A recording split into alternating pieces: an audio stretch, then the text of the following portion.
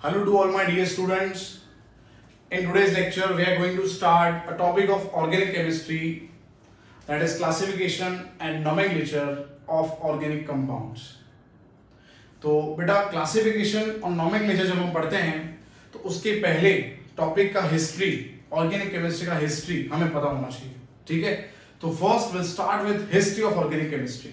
Will start with history of organic chemistry. So first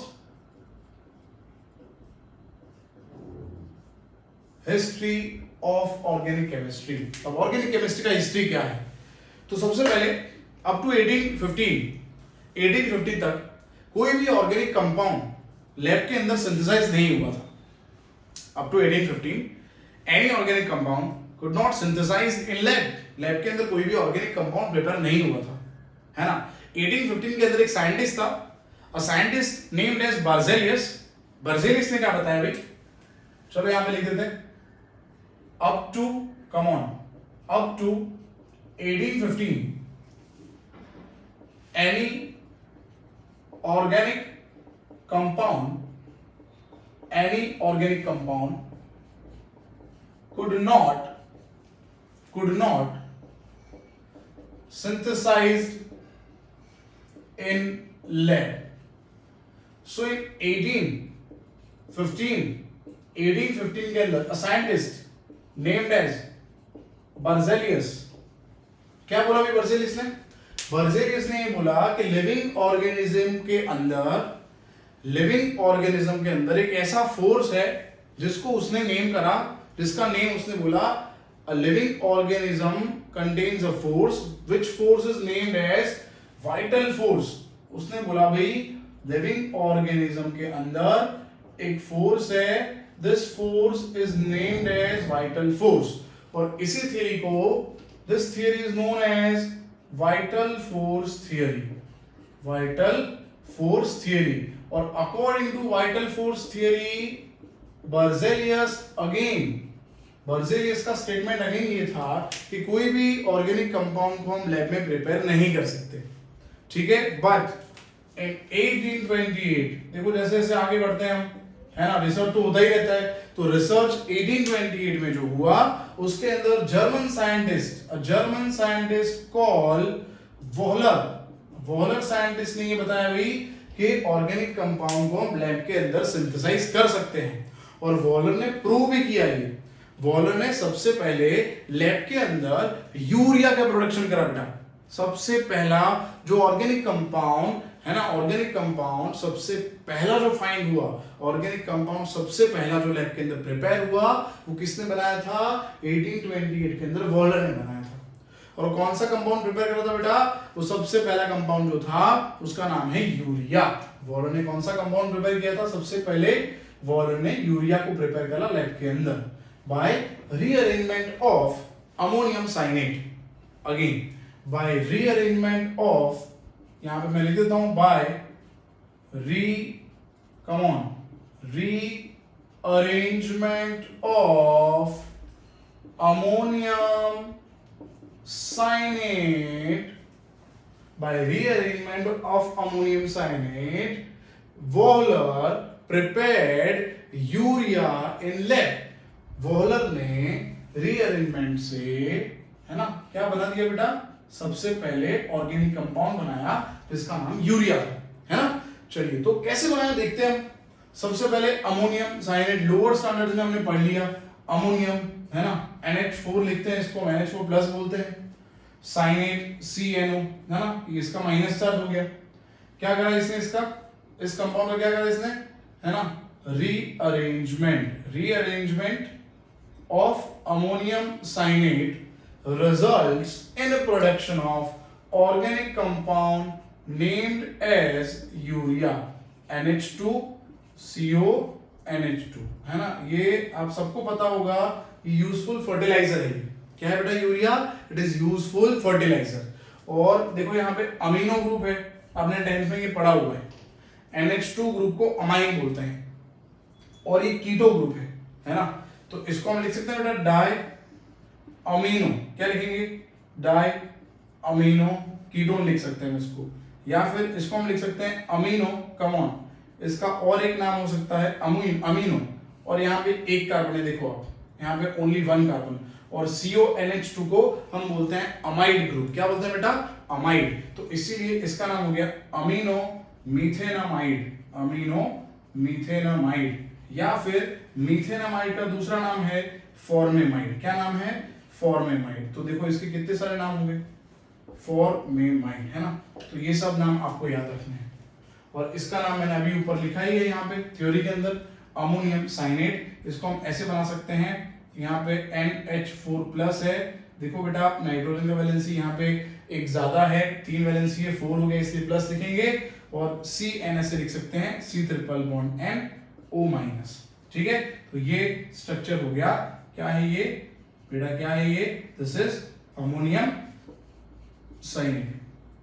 चलो बेटा ये क्लियर हो गया। तो ये हिस्ट्री की बात हो गई।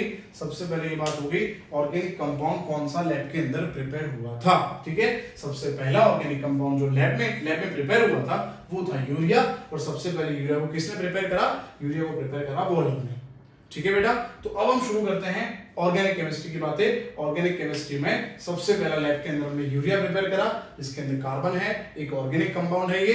अब हम बात करते हैं ऑर्गेनिक केमिस्ट्री की, कार्बन की बातें हम शुरू करते हैं। इसका आप स्क्रीनशॉट ले लो, फिर हम शुरू करते हैं। हो गया बेटा इसका स्क्रीनशॉट? चलिए बेटा अब हम शुरू करते हैं। Will talk about characteristic of carbon atom. अब हम किसकी बात करेंगे बेटा?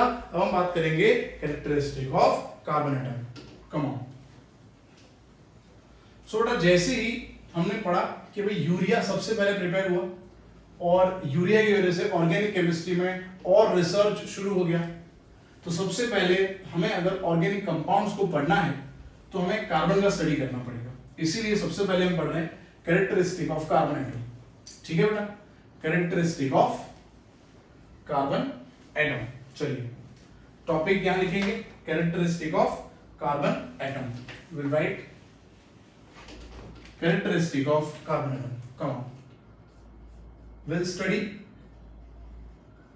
characteristics of carbon atom. Characteristic of carbon atom. हम अब पढ़ने जा रहे हैं characteristic of carbon atom. सबसे पहला बेटा कार्बन का कैरेक्टरिस्टिक है टेट्रावैलेंसी, है ना। हम सबको पता है carbon is tetravalent. Lower standards में अगेन मैं आपको बताऊंगा, लोअर स्टैंडर्ड्स में हमने ये पढ़ लिया है।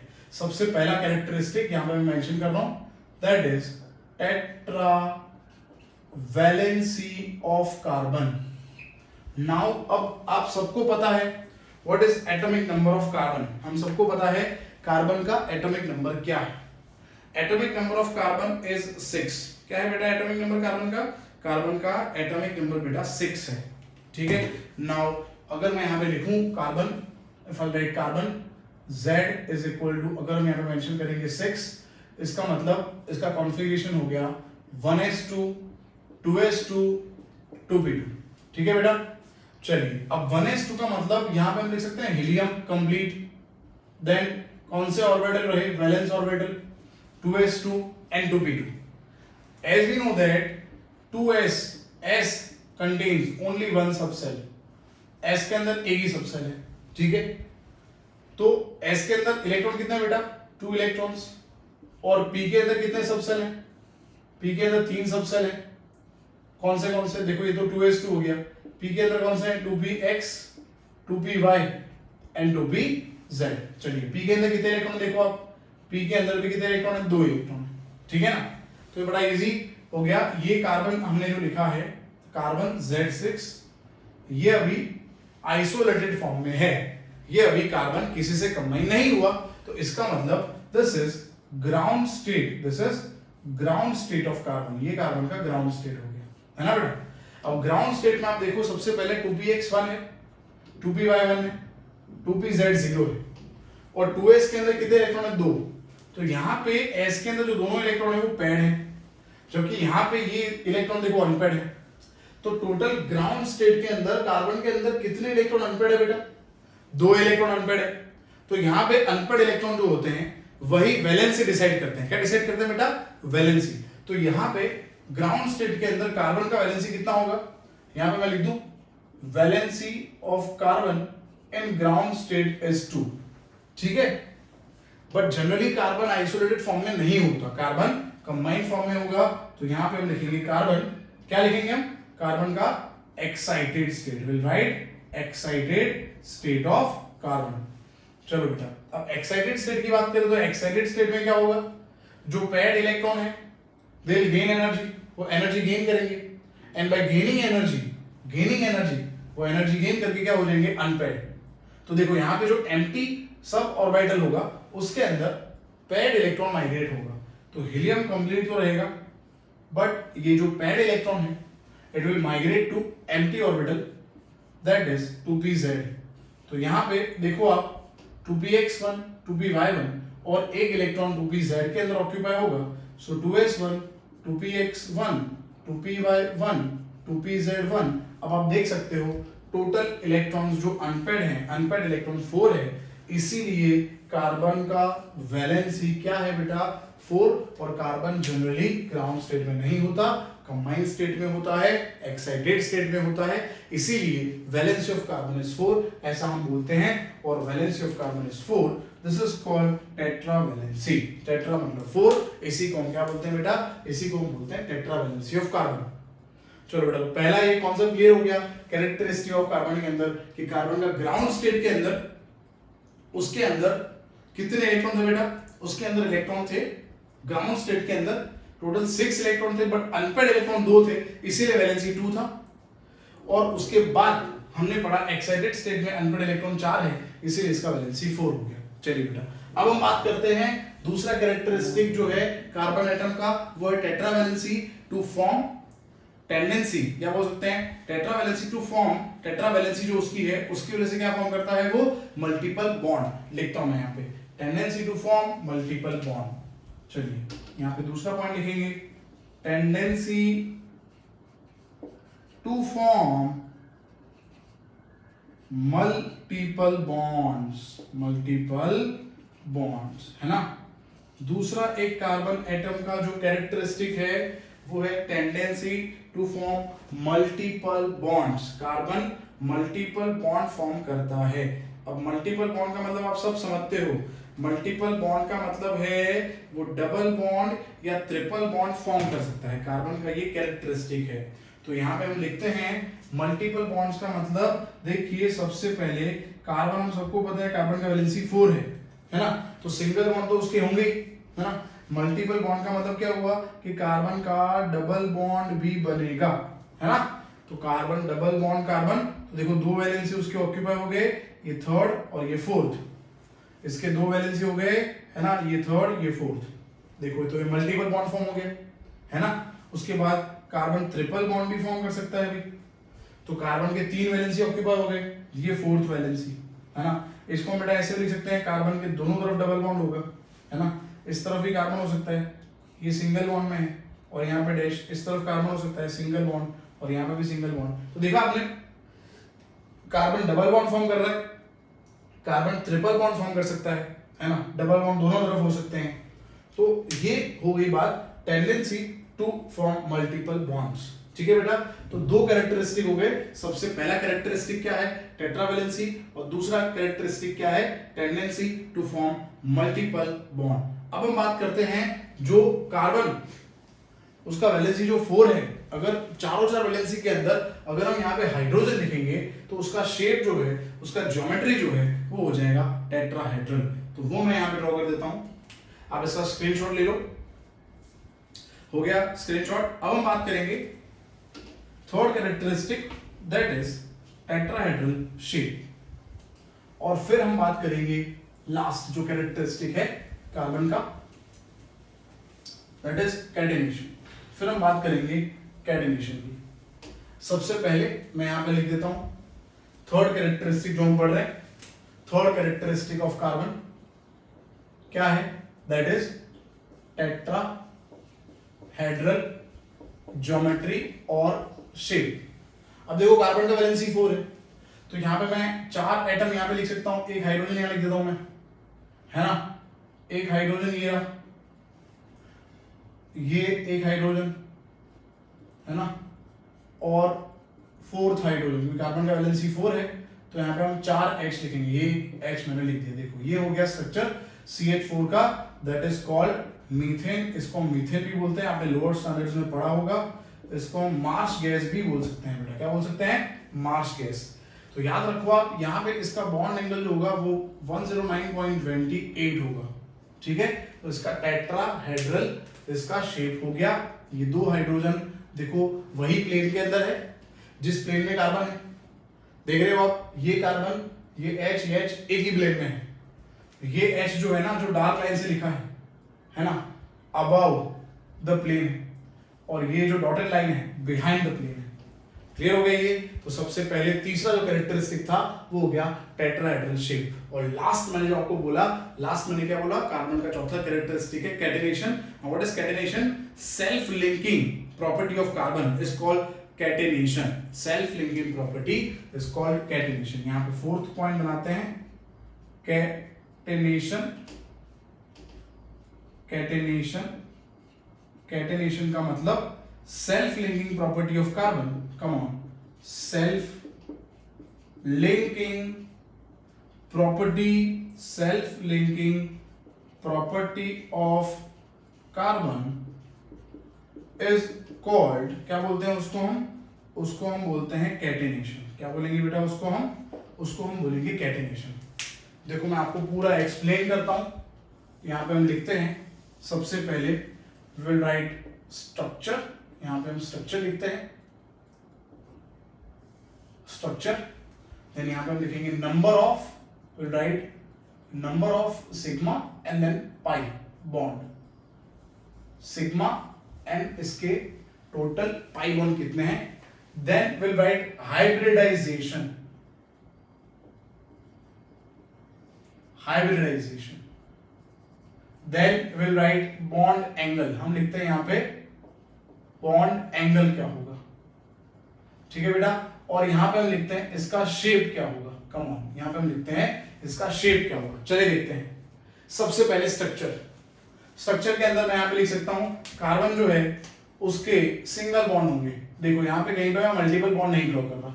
सबसे पहला केस, आप देखो ये सब सिंगल बॉन्ड है ना, और सिंगल बॉन्ड को हम क्या बोलते हैं बेटा? सिंगल बॉन्ड को हम बोलते हैं सिग्मा बॉन्ड। क्या बोलते हैं? सिग्मा। तो सिग्मा बॉन्ड कितने हो गए इसके? देखो सिंगल बॉन्ड कितने हैं? 4, और पाई बॉन्ड कितने हैं? 0। क्लियर है ये? और याद रखिए जितने सिग्मा बॉन्ड होते हैं एक एटम के अंदर, यहां पे हम ऑर्गेनिक कंपाउंड कार्बन की बात कर रहे हैं, जितने सिग्मा बॉन्ड होते हैं उतने हाइब्रिडाइजेशन के अंदर ऑर्बिटल्स होंगे, उतने ही हाइब्रिडाइजेशन के अंदर क्या होंगे? हाइब्रिड ऑर्बिटल्स, हाइब्रिड ऑर्बिटल्स होंगे। तो 4 ऑर्बिटल है, एक s होगा और जो बाकी रहे 3 वो p होंगे। तो हाइब्रिडेशन कौन सा होगा यहाँ पे? sp3। चलिए बॉन्ड एंगल की बात करेंगे। अभी मैंने यहाँ पे मेंशन करा था 109.28, और इसका शेप हो गया टेट्राहेड्रल। TD लिख दिया मैंने, ये है टेट्राहेड्रल। क्लियर है ये? चलिए उसके बाद सेकंड केस, कार्बन अगर डबल बॉन्ड में है कहीं पे, कार्बन डबल बॉन्ड में है, देखो आप ये कार्बन डबल बॉन्ड में है, एक कार्बन की बात कर रहे हैं, तो ये सिंगल बॉन्ड है ना, तो सिग्मा हुआ, ये भी सिंगल है, ये भी सिग्मा होगा, इसमें एक सिग्मा होगा और एक पाई होगा। तो कितने सिग्मा है? 3। पाई कितने हैं यहाँ पे? 1। अब मैंने अभी आपको बोला कि जितने सिग्मा बॉन्ड है वो बॉन्ड फॉर्मेशन में पार्टिसिपेट करेंगे, ठीक है, वो हाइब्रिडाइजेशन में पार्टिसिपेट करेंगे। तो कितने सिग्मा बॉन्ड है? 3। तो 3 जो ऑर्बिटल्स हैं वो हाइब्रिडाइजेशन में पार्टिसिपेट करेंगे। 3 का मतलब एक s और p कितने होंगे? 2। कौन सा हाइब्रिडाइजेशन हो गया इसका? इसका हाइब्रिडाइजेशन हो गया sp2। कम ऑन, इसका हाइब्रिडाइजेशन हो गया sp2।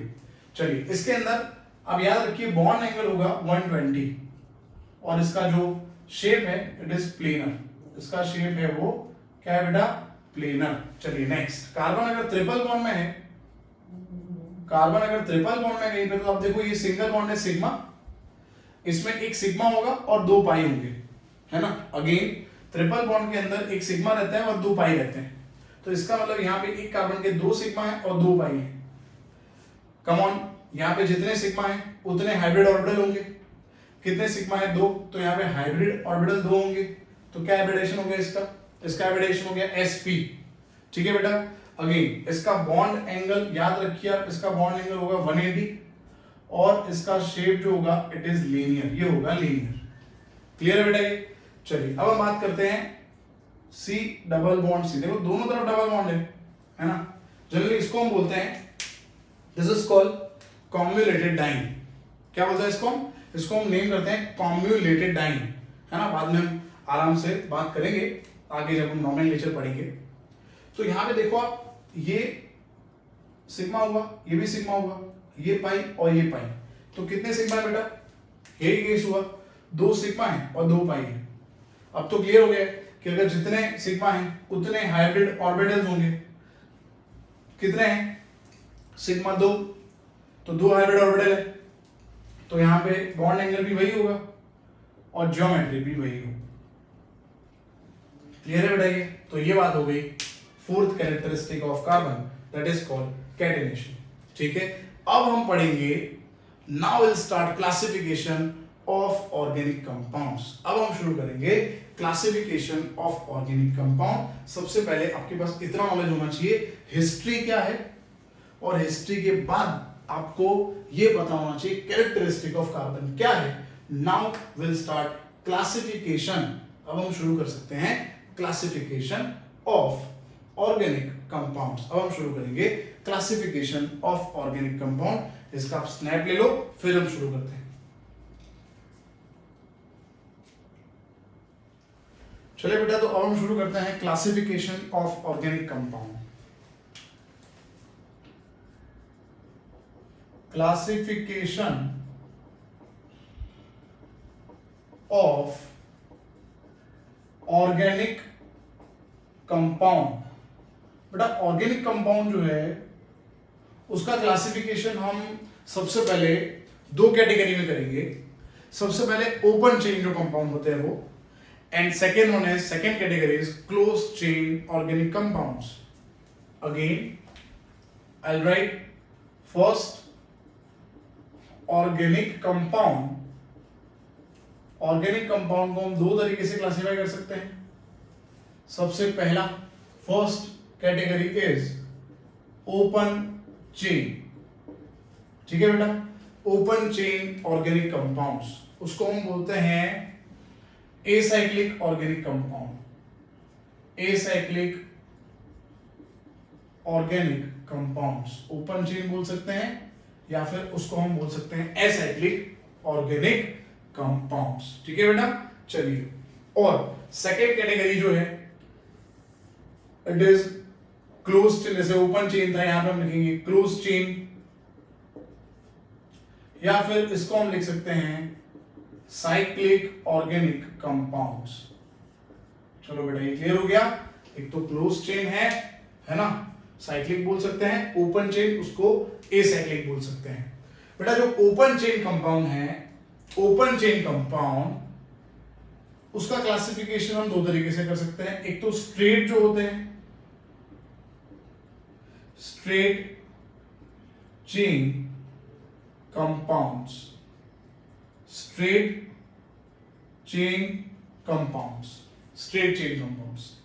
जैसे हम कोई स्ट्रक्चर लिखे हैं ऐसे, देखो आप कहीं पे ब्रांच नहीं है ना।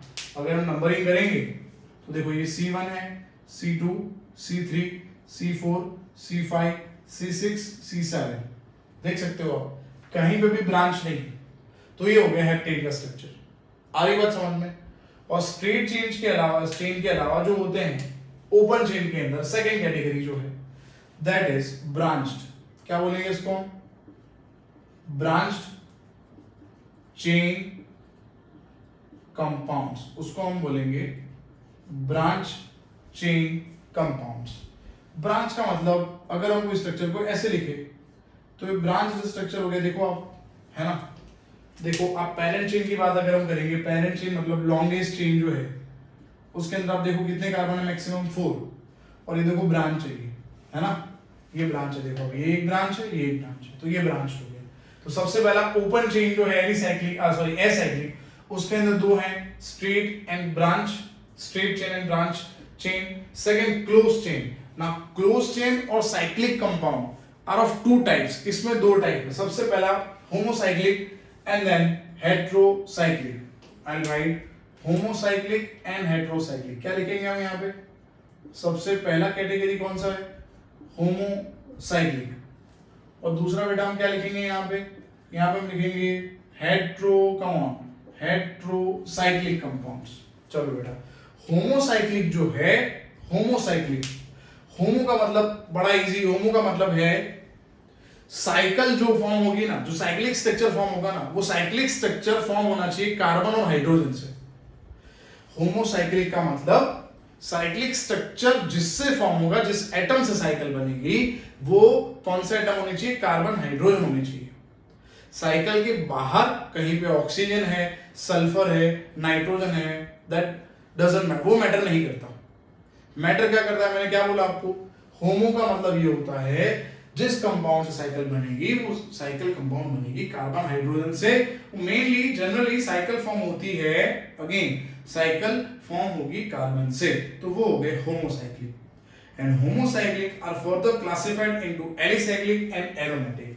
होमोसाइक्लिक का अगर हमें आगे फर्दर क्लासिफिकेशन करना है तो उसको हम बोलेंगे they are alicyclic, come on, they are alicyclic and they are aromatic. इसके हम दो क्लास लिख सकते हैं, दो कैटेगरी लिख सकते हैं। क्लियर है बेटा ये? तो ये बात होगी। अगेन हेटेरोसाइक्लिक के अंदर भी हम ऐसे लिख सकते हैं, हेटेरोसाइक्लिक के अंदर भी ऐसे ही होगा, है ना। एक होगा एलिसाइक्लिक, कम, एक क्या होगा? एलिसाइक्लिक। और बेटा दूसरा क्या होगा? दूसरा हम क्या लिखेंगे? दूसरा हम लिखेंगे एरोमेटिक कंपाउंड, कम, है ना। चलिए, एरोमेटिक जो है यहाँ पे होमोसाइक्लिक के अंदर जो एरोमेटिक है उसके फर्दर कैटेगरी हैं, further category of aromatic homocyclic compound are benzenoid, benzenoid, और यहां पे हम लिख सकते हैं नॉन बेंजेनॉइड, नॉन बेंजेनॉइड। ठीक है बेटा, ये क्लियर हो गया। चलिए अब हम बात करते हैं इसके एग्जांपल्स की। सबसे पहले होमोसाइक्लिक के, एलिसाइक्लिक के एग्जांपल देखते हैं। तो इसके एग्जांपल्स आप लिख सकते हो। सबसे पहले देखो, ये 3 कार्बन है इसके अंदर, टोटल 3 कार्बन है ना इसके अंदर, है ना। तो ये प्रोपेन हो गया, है ना। तो साइक्लोप्रोपेन, क्या लिखेंगे हम? साइक्लोप्रोपेन। देखो ऐसे हम लिख सकते हैं। कितने कार्बन है यहाँ पे? 4 है। देखो अब 4 कार्बन है, तो क्या लिखेंगे इसको हम? इसको we can name this as cyclobutane. इसको हम लिख सकते हैं साइक्लोब्यूटेन। देखो यहाँ पे कितने कार्बन है? देखो आप 6 कार्बन है, और यहाँ पे डबल बॉन्ड है, तो इसको हम यहाँ पे 6 कार्बन तो लिखेंगे साइक्लोहेक्सेन। क्या लिख सकते हैं इसको हम? This is named as cyclohexane. Fine. तो ये सब एग्जांपल हो गए एलिसाइक्लिक के। अब हम बात करते हैं एरोमेटिक की। एरोमेटिक के अंदर देखो ऐसे कंपाउंड जिनके अंदर बेंजीन है, दे आर कॉल्ड बेंजेनॉइड, और जिसके अंदर बेंजीन नहीं है उसको हम बोलेंगे नॉन बेंजेनॉइड। जिसके अंदर बेंजीन है, से फॉर एग्जांपल एरोमेटिक के अंदर सबसे बेसिक एग्जांपल जो है वो बेंजीन खुद है, C6H6। ये सबसे पहला एग्जांपल है। अगर मैं यहाँ पे 2 बेंजीन लिखूंगा, है ना, 2 बेंजीन अगर हम लिखेंगे, यहाँ पे 2 बेंजीन अगर हमने लिखे तो ये हो गया नेफ्थलीन। क्या बोलेंगे बेटा इसको? इसको हम बोलेंगे naphthalene. This is the structure of benzene, इसको हम बोलेंगे बेंजीन, और ये स्ट्रक्चर का नाम है नेफ्थलीन। क्या नाम है बेटा? This is naphthalene. Come on. अब नॉन बेंजेनॉइड जो है, नॉन बेंजेनॉइड का मतलब वो एरोमेटिक तो है बट उसके अंदर बेंजीन नहीं है। ऐसा जरूरी नहीं होता कि जो एरोमेटिक है उसके अंदर बेंजीन होगा ही नहीं, ऐसा जरूरी नहीं होता, है ना। तो non benzenoid but aromatic compound ये है। देखो ऐसे हम इसको लिखेंगे 7 कार्बन, यहां पे डबल बॉन्ड O है, यहां पे OH है, दिस इज ट्रोपोलॉन। क्या है बेटा ये? दिस इज ट्रोपोलॉन, है ना, ट्रोपोलॉन। क्लियर? ये ट्रोपोलॉन है। तो ये बात हो गई aromatic non benzenoid compound. Last class जो है साइक्लिक के अंदर, हेटेरोसाइक्लिक के अंदर, एलिसाइक्लिक एंड एरोमेटिक, वो देखते हैं। चलिए फ्रेंड्स, तो यहां पे एलिसाइक्लिक के एग्जांपल के अंदर मैं ये लिख सकता हूं, we can write this ethylene oxide. क्या बोलेंगे इसको? This is ethylene oxide. अगर हम ऐसे स्ट्रक्चर लिखिए तो ये हो गया प्रोपेलिन ऑक्साइड। देखो आप, अगर हमने ऐसे लिखा, ये एक स्ट्रक्चर है मलेइक एनहाइड्राइड का। This is the structure of, यहाँ पे मैं लिख सकता हूँ this is the structure of, यहाँ पे डबल बॉन्ड है, देखो आप, दिस इज डबल बॉन्ड। इसका नाम क्या है मैं लिखता हूँ यहाँ पे, दिस इज मलेइक एनहाइड्राइड। इसको हम क्या बोलेंगे, this is called maleic anhydride. Come on, this is called maleic anhydride. Fine, तो ये हो गया एलिसाइक्लिक जो कंपाउंड है, हेट्रोसाइक्लिक के अंदर जो क्लासिफिकेशन है वो, क्योंकि आप देखो होमोसाइक्लिक हेट्रोसाइक्लिक, मैंने आपको ये बताया कि होमो का मतलब साइकिल जो बन रही है ना, वो साइकिल किससे बनेगी, कार्बन से बनेगी और हाइड्रोजन होंगे। यहां पे देखो साइकिल जो बन रही है वो कार्बन है, साइकिल के बाहर वाले ऑक्सीजन है। जबकि यहां पे देखो हेट्रोसाइक्लिक के अंदर जो साइकिल बन रही है ना, आप देखो ये कार्बन है, ये कार्बन है, बट जिस जो साइकिल के अंदर है वो ऑक्सीजन भी है यहाँ पे, तो हेट्रो एटम भी प्रेजेंट है ना। हेट्रो एटम तो समझते हो ना, होमो एटम्स का मतलब क्या हो गया, carbon and hydrogen. Hetero atom का मतलब क्या हो गया, कार्बन हाइड्रोजन के अलावा जो एटम है वो हेट्रो एटम हो गए। जैसे आप लिख दो नाइट्रोजन, है ना, जैसे हम लिख दे सल्फर, से फॉर एग्जांपल ऑक्सीजन ना, तो ये सब हेट्रो एटम्स हो गए। फाइन, चलिए, तो देखा आपने साइकिल के अंदर ऑक्सीजन है, यहाँ पे देखो ऑक्सीजन है, साइकिल के अंदर ही ऑक्सीजन, यहाँ पे भी साइकिल के अंदर ऑक्सीजन। ठीक है बेटा, चलिए अब एरोमेटिक की बात करते हैं। Now will talk about aromatic. चलिए, तो सबसे पहला एरोमेटिक स्ट्रक्चर है ये, दिस इज कॉल्ड पेरिडिन। क्या बोलेंगे इसको बेटा, ये एरोमेटिक हेट्रोसाइक्लिक कंपाउंड है, दिस इज कॉल्ड, यहाँ पे नाम इसका मैं लिखता हूं, इसका नाम है पेरिडिन। कम ऑन बेटा, दिस इज कॉल्ड पेरिडिन। इसको हम क्या बोलेंगे बेटा, बेंजीन जैसा, ये देखो आप, खाली वहां पे कार्बन एक घटा के मैंने लिख दिया है N, तो ये हो गया पेरिडिन का स्ट्रक्चर। चलिए, उसके बाद और बहुत सारे एग्जांपल है, जैसे फुरान लिख दो, थायोफिन लिख सकते हैं, हम पायरोल भी लिख सकते हैं। फाइन, चलो ऐसा कुछ हम लिखते हैं, तो ये फुरान हो गया, इसको हम फुरान बोल सकते हैं, दिस इज कॉल्ड फुरान। ठीक है ना, तो ये सब जो स्ट्रक्चर है एरोमेटिक, यहाँ पे हम सल्फर लिख देंगे, अगर हम यहाँ पे सल्फर लिख दे तो ये थायोफिन हो जाएगा। अगर हम ऑक्सीजन की जगह जो फुरान का स्ट्रक्चर है, अगर हम वहां पे सल्फर लिख दें, लिख देता हूं मैं यहाँ पे, अगर हम यहाँ पे ऑक्सीजन की जगह सल्फर लिख दे तो ये थायोफिन हो जाएगा। If you right sulphur in place of oxygen, so this structure is called thiophene. इसको हम बोलेंगे थायोफिन। चलो बेटा, क्लियर है, तो ये बात होगी, है ना। This is classification of organic compound. Organic compound का हमने यहाँ पे क्लासिफिकेशन कर दिया।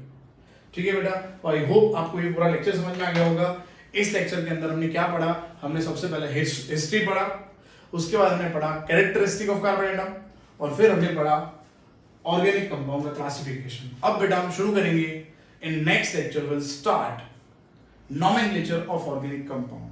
कितने तरीके हैं नोमेनक्लेचर के, है ना, और तीनों तरीकों, जितने भी तरीके हैं, 3 तरीके में से 3 तरीकों को हम अलग अलग तरीके से, अलग अलग जो रूल्स हैं वो हम पढ़ के अच्छे से ऑर्गेनिक केमिस्ट्री के अंदर आईबीसी नोमेनक्लेचर और जो भी नोमेनक्लेचर के अलग अलग तरीके हैं वो पढ़ने के बाद हम फिर शुरू करेंगे आइसोमेरिज्म, GOC1 एंड GOC2। ठीक है फ्रेंड्स, तो आप चैनल को लाइक करिए, सब्सक्राइब करिए वीडियोस को, और जितने भी फ्रेंड्स हैं हमारे उन तक ये वीडियो पहुंचाइए। Thank you friends, thank you so much.